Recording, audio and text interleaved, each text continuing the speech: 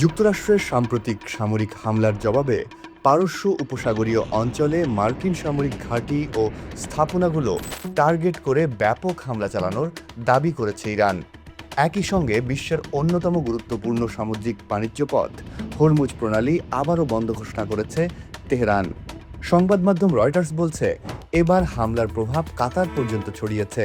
দেশটি এতদিন যুক্তরাষ্ট্র ও ইরানের মধ্যে মধ্যস্থতার ভূমিকা পালন করলেও নতুন হামলার পর নিরাপত্তা পরিস্থিতি আরও জটিল হয়ে উঠেছে।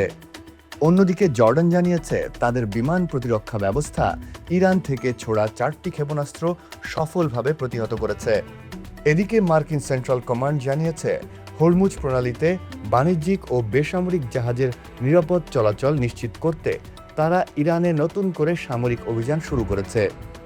মার্কিন প্রেসিডেন্ট ডোনাল্ড ট্রাম্পও বলেছেন, যুক্তরাষ্ট্র ইরানের বিরুদ্ধে জোরালো সামরিক অভিযান চালিয়ে যাচ্ছে।